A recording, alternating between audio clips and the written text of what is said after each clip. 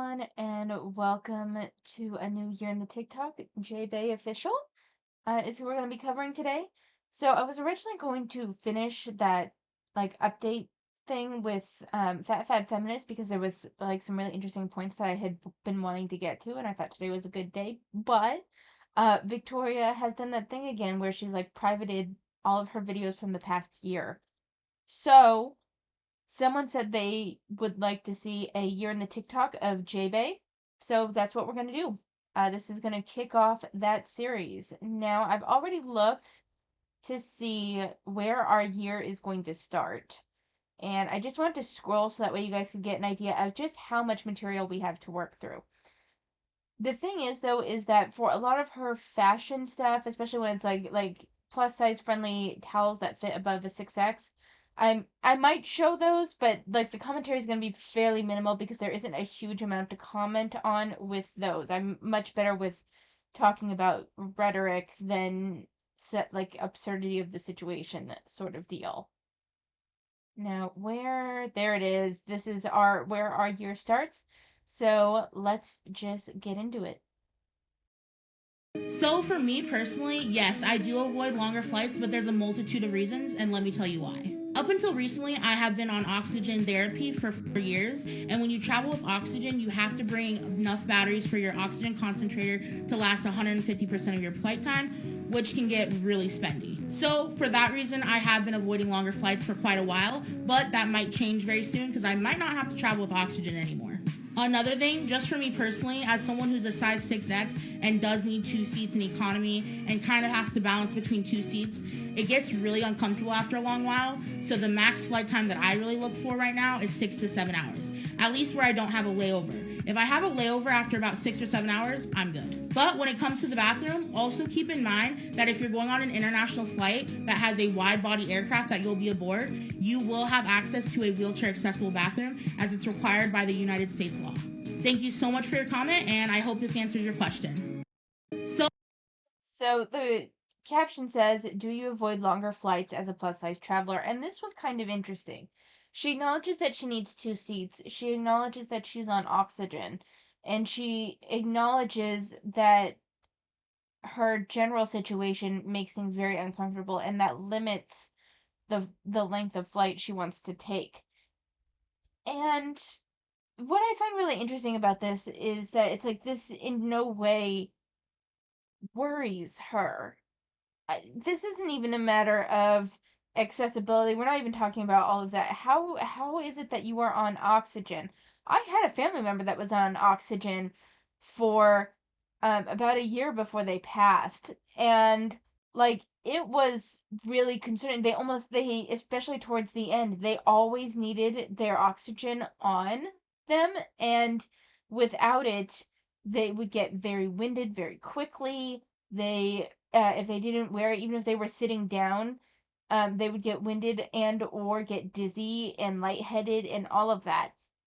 And it's I don't. That being said, the person that had been on oxygen was also a smoker and didn't give it up. They didn't give it up. So I guess it's just one of those things where, God, addiction is a bitch. And I mean, we know about drug addiction and we know about other types of addiction, but food addiction and addiction to nicotine can still be major fucking addictions that can dramatically impact their life. It's not as visible. I mean, I think maybe for food addiction, I mean, it's physically visible, but it doesn't necessarily register as an addiction the same way when you see someone you know is abusing drugs, you can tell that they're addicted and it has just a completely different sense to it. But this is just something that makes me go, how are you not worried about this? How does this not concern you at all? You know? A customer size policy is a special policy.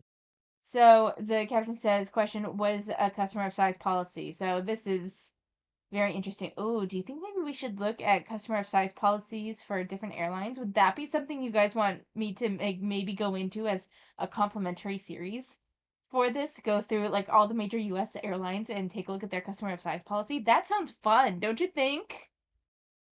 Put in place by airlines for plus size passengers and passengers who need more space when flying. Be sure to hit that follow button for more plus size travel tips.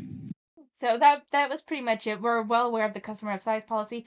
I think it's a little ridiculous, but I'd be really interested to do maybe like a comparison, even maybe make a spreadsheet about the different customer of size policies and what they dictate based on their airline and shit. That might be really interesting.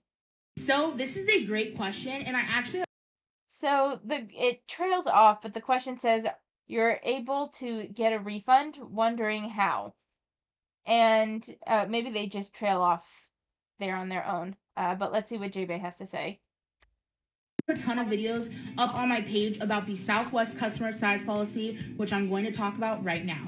So, the way that I get a refund for my second seat when I'm flying as a plus size traveler is by using something called a customer of size policy. A customer of size policy is a special policy put in place by airlines for plus size passengers and passengers who need more space when flying. Southwest's customer of size policy is one of the best in the game for plus size travelers. Specifically with the Southwest customer of size policy, they will give you a second seat either free of charge, or if you decide to purchase it up front, you can get it refunded after the flight. That right there is how I get a refund for my second seat when I'm flying on Southwest Airlines. I hope that I answered your question, and if I didn't, you can check out more resources on my blog at jaebaeproductions.com or on my page at Jaebae Productions or Jaebae Official. And for those of you watching who aren't following me, be sure to hit that follow button for more. Okay, so now I'm thinking we need to take a look at her blog. I'm getting all sorts of new series ideas with Jaebae. I'm glad we looked into this. I want to look at the different customer size policies across airlines, and I want to take a look at Jaebae's blog. Maybe we'll even read some blog posts. Um, very, very interesting. Personally, and I don't think anyone here is going to disagree with me, but even if you do, I stand by this opinion. You shouldn't get a refund for your second seat. You took up the seat, you took up the space. You should have to pay for it. That's my opinion. That's what I think. I think you should have to pay for it. Personally.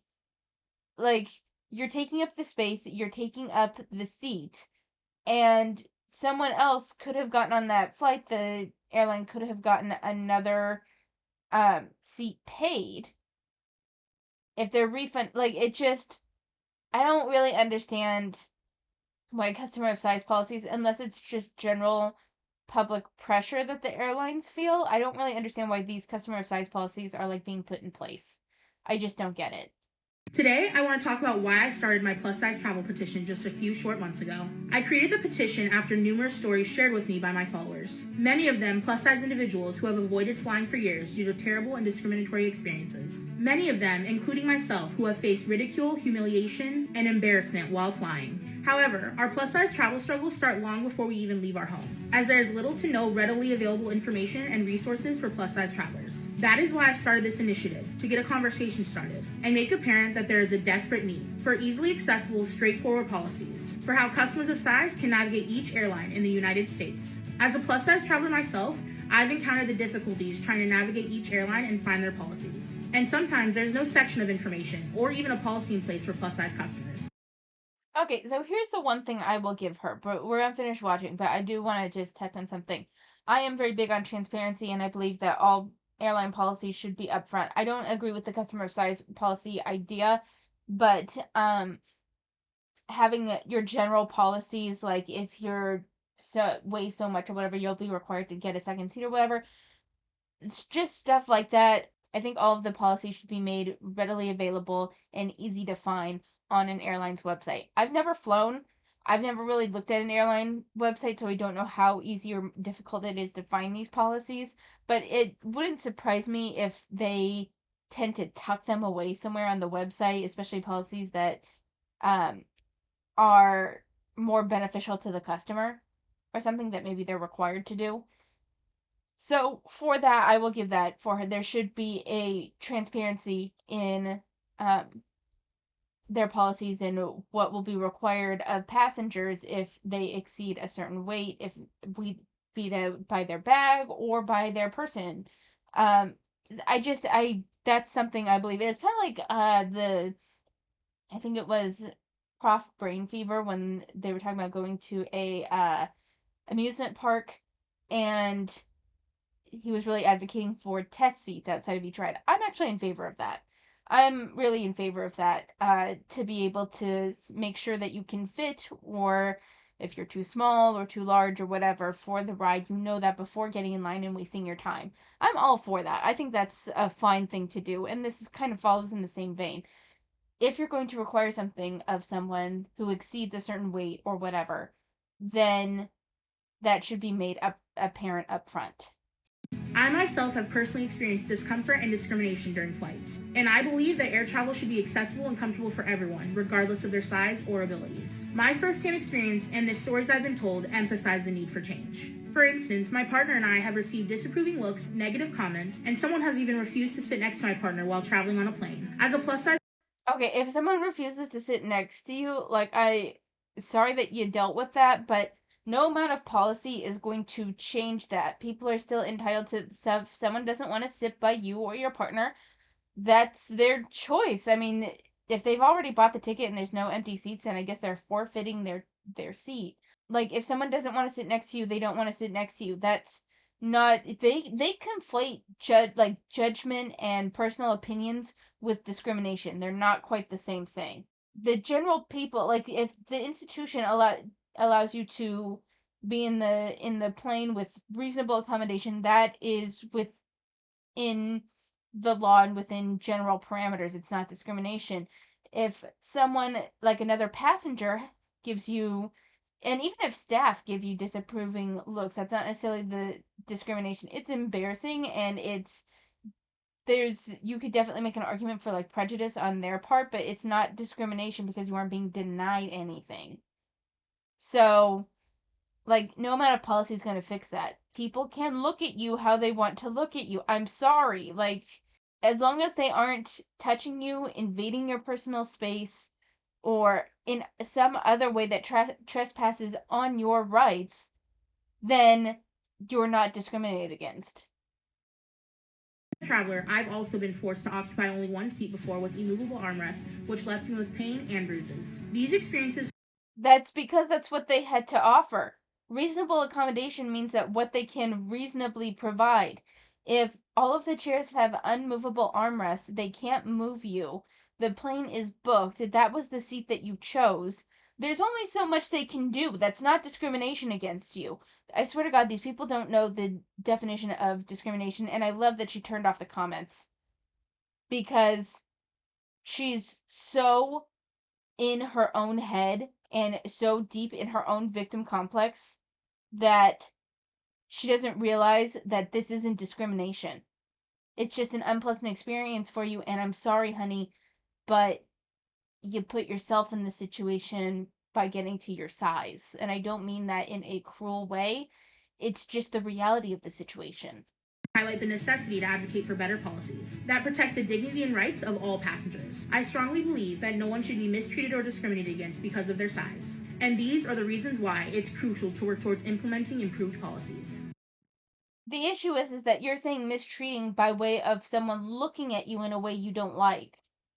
That's not mistreatment. Someone saying they don't want to sit next to you or your partner when you guys are morbidly obese, you might be spilling into the seat, and even if you aren't spilling into the next seat, I don't mean this in a cruel way, but if you're morbidly obese, you've been going through the airport, you've been sitting, it's hot, it's stuffy, and you're sweating. Again, I don't mean this in a like a cruel way, but if you're morbidly obese and you've been sweating a lot, there is a smell. And I understand people maybe not wanting to sit next to that. I'm sorry.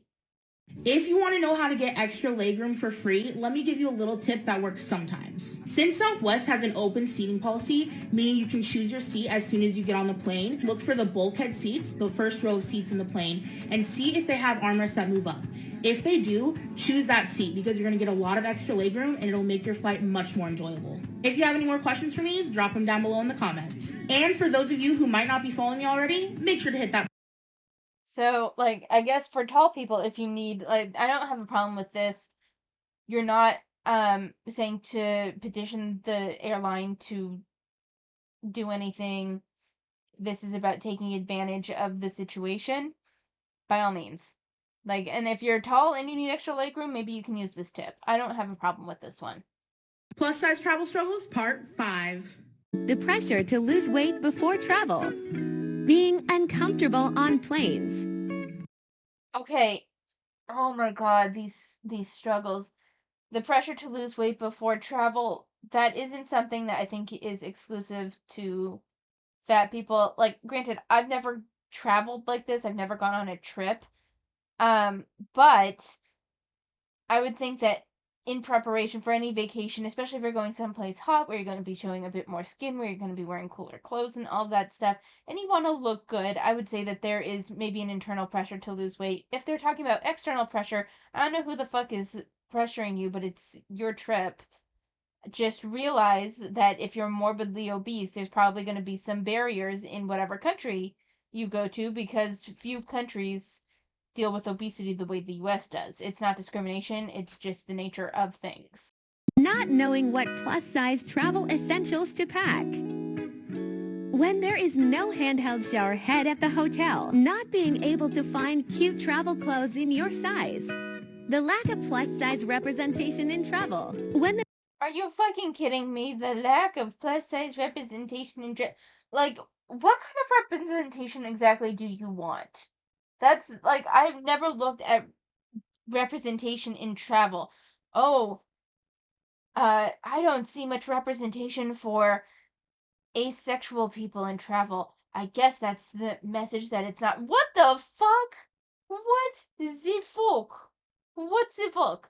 Like, what is going on? Seriously, I don't understand. You want to talk about representation? We can talk about representation, but representation in travel is just a little cuckoo bananas to me. I don't understand that at all. And then when the bed frame isn't plus size friendly, again, so this goes back to the first TikTok that we covered. How does this not set off alarm bells for you? How is this not a wake up call for you? Genuinely. bed frame isn't plus-size friendly at the hotel. The lack of resources available for plus-size travelers. When weight limits and seat dimensions aren't available on their website. The one thing I will say is that I do think that general seat dimensions, general dimensions for anything that passengers are going to be actively using, plus weight limits should be easily available. I do agree with that. I'm all for transparency and information, and I think that it should be available. I do think that. Dealing with hostility from other passengers because of your size. Did you buy two seats? This time goes back to you being uncomfortable on the plane. Very few people, I think, are actually comfortable on an airplane. Everyone deals with some level of discomfort. It it's the nature of flying, from my understanding.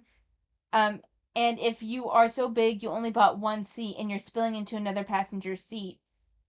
That hostility, I don't understand how you don't understand that frustration that you clearly perceive as hostility is to a certain extent warranted to a degree.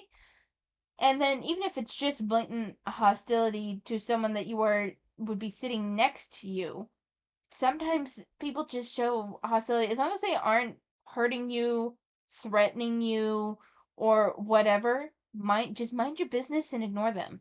Seriously. Today, I want to talk about my plus size travel petition that recently went viral. There has been a huge misunderstanding that I want other airline passengers to have to foot the bill for the suggested policy changes outlined in my plus size travel petition, but that's not true. Let's just keep it real. The airlines have had a history of price gouging customers and overselling flights. With that being said, they have continued to lower the standard of comfort and safety for all passengers. So it's time for the airlines to take responsibility of guaranteeing a better flight experience for all passengers. It's not the responsibility of the individual passengers they are supposed to be serving. Southwest Airlines offers competitive prices for their airplane tickets. They do this and offer an incredible customer size policy for plus size passengers and those who need more space. The Southwest customer size policy offers an additional complimentary airplane seat to those who need more room. They are able to do this without passing the cost on to other consumers. And if they can do it, then so can other airlines. If you want to join nearly 30,000 people and sign my plus size travel petition, click the link in my bio. The thing is that they'll put that petition, that policy in place, and then, oh, in 6 months there's additional fees. There's additional fees. There's, like, you saying that they've done this without raising the prices. Do you know that they haven't raised the prices at all? That's a genuine question. Have you looked through the itemized bill? You haven't seen any increases at all over the cost of a ticket? Genuinely, like, I don't know, like, I think this whole take just seems a bit naive to me. Do you not see? Do you not understand? You know, that they can say, "Oh, this doesn't affect anything," and then they sneak in a cost here or there. Just because they say they haven't done anything doesn't mean that's the truth. Today's video is all about plus size travel and navigating airplane lavatories as a plus size traveler.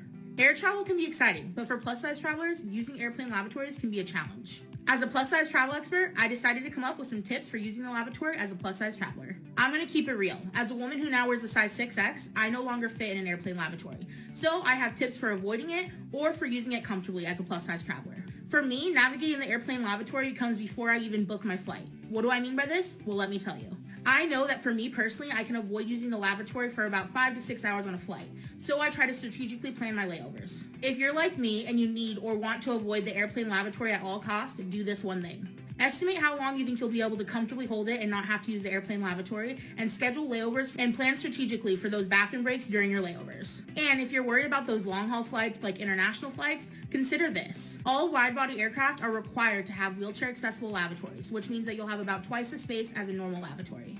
If you're booking with an airline that has assigned seating and you think you're going to need to use the lavatory several times, try booking a seat close to the lavatory. And make sure you wear easy to remove clothing. My next piece of advice is to pack a lavatory kit with essentials like wipes, seat covers, hand sanitizer, spare clothes, and travel-sized toiletries. My next tip is to stay hydrated but moderate your water intake. This will help minimize lavatory visits. And if you're a plus-size traveler and trying to fit into those small lavatories, you're going to want to master the sideways shimmy for graceful entry. And most importantly, we should all advocate for inclusive lavatory design and wheelchair-accessible options. These are things that I've outlined in my plus-size travel petition. So if you agree, go ahead and consider signing. Link in bio. Together, we can create a more comfortable travel experience for everybody. If you want more tips on how to navigate the lavatory as a plus-size traveler, check out my blog at Jaebae Productions. And don't forget to check out my other plus-size travel videos. And of So the rest is just her promoting her stuff.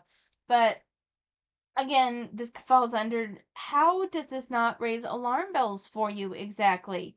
You're having to schedule layovers for bathroom breaks because you can't use the airplane bathroom? Are you like, do you not see the issue with that? I don't understand this.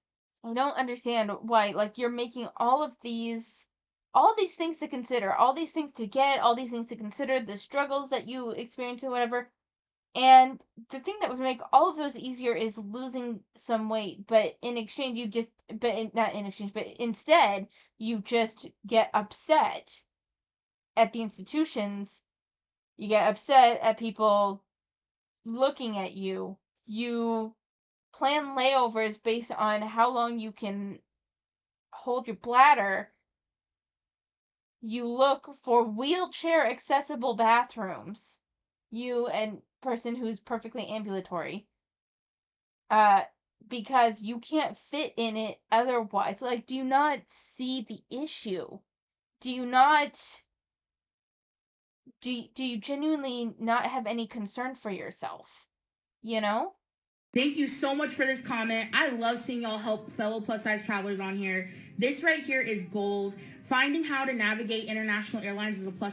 So the comment that she's responding to says Delta is sister airlines with Air France, and Air France staff has always been amazing, and the planes are roomier than, and it trails off. Size passenger and even as a plus size travel expert can be very difficult, so sharing this information with everyone is so helpful. Hearing that you've had such a good experience with Air France is going to help so many travelers navigate air travel in France and surrounding areas, so thank you so much for sharing this resource. For those of you watching that aren't already following me, be sure to hit that follow button for more plus size travel tips. Thank you. Plus size travelers deserve better. This article came out just a few days ago, and we're going to talk about it in this video. All I had to do was read the title of this article and I was automatically upset. A British Airways passenger was stuck in his seat for 3 hours after landing and had to be taken out of his first class seat with a hoist. What this passenger had to experience is unacceptable, and this is the exact reason why I started my plus size travel petition this year. And as a matter of fact, they actually linked to the CNN article that talks about my petition in this article. I'm fighting every single day for inclusivity in the airline industry. That way, things like this don't happen to plus size passengers, because this is absolutely unfathomable. This passenger did what all those people who say to do in my comments, just simply upgrade to first class, and this should prove as an example to you why that doesn't always work or apply. This man was stuck in a seat, unable to move for 9.5 hours. That is not okay, and nobody should have to endure that. That comes with pain, embarrassment, humiliation, and more. So if you agree and think that no human should have to endure this, go ahead and sign my plus-size travel petition today. Together, we can fight to make travel more inclusive and make sure that things like this don't happen anymore. Plus-size. Okay, so here's the thing. I'm sorry that the guy got stuck. I am. And being stuck for 9.5 hours in a seat sounds fucking awful. And I'm not denying that this was a very unfortunate experience for him. That being said, I don't understand Jaebae's indignant response. This is unfathomable. Plus size travelers shouldn't have to deal with this. It's a standard size seat that fits most people. He got stuck because he's most likely morbidly obese. Like, I don't know how big this guy was, but they did what they could to get him out. It's a process. In order to not fit in that seat, you probably have to be pretty heavy. So they needed machinery that could handle his weight. They needed to finagle it into a tight space, meaning that the machine couldn't be too big. Not to mention the hustle and bustle and the general fast moving atmosphere of an airport. It was probably difficult to get help immediately. Like, to me, just looking at the situation, the airline probably did their best to get him out as quickly as they could. I'm not saying that it didn't suck for him. It was a sucky situation. It sucked to be stuck there. But this isn't an example of mistreatment or discrimination. This was something unfortunate that happened because he was so outside the norm that he got stuck in the seat. I'm sorry for him. I am, but I don't think that this is like something that's so unacceptable on the part of the airline that it just, I don't know, it's a lot. We're approaching the 30-minute mark. I'm going to end it here. I'm really tired because I am working my new position. So the person that I'm supposed to work with who is full-time is, because my position that I got for my new job is part-time, is going to be on medical leave for the first week and a half of school. So I will be taking her spot. And in order to get to school on time, I have to get up at 5 a.m. Now, just to give you guys an idea, I typically get up at 6:45 on a weekday, 7:30 on a weekend. But like 5 years ago, I was a go to bed at 2 a.m. sort of girl and get up at 10 a.m. I am not a natural morning person, so I am purposefully like inching my wake up time back, but I'm still fucking exhausted. And then my dog broke into my room last night, woke me up because she had to go to the bathroom because she wouldn't go before bed because there was thunder outside. Like, it's just been, I'm tired. I'm very tired. And uh, my onboarding stuff starts next week. Well, this week with when you guys see this. So videos are likely going to be shorter. I'm going to try to maintain my one a week schedule, but they'll probably be a little bit shorter than they have been, at least until I'm more acclimated to my new sleep schedule and my job. So I would say the month of September, expect shorter videos, and I might even not post for a week or something as I'm getting kind of acclimated. Just so you guys, if I don't post for a week, that's the reason why. Just want to let you know. I've been really kind of, my anxiety has been through the roof, so I haven't really read anything. It's been really hard for me to concentrate on anything, so I don't really have anything else to really share. Let me know. No, I just put up the unsolicited video, and so far no one's commented on whether they want a part two of that. So if you saw it, you want a part two, let me know. If you didn't want a part two, also let me know so I kind of know what the general idea is there. But otherwise, I'm going to just end it here, and it's going to be short videos until at least October. If not, it might just be the new normal. I don't know yet. We'll see how I acclimate to things. But thank you so, so much for watching. I appreciate all of you. Take care of yourselves, and I will see you next time.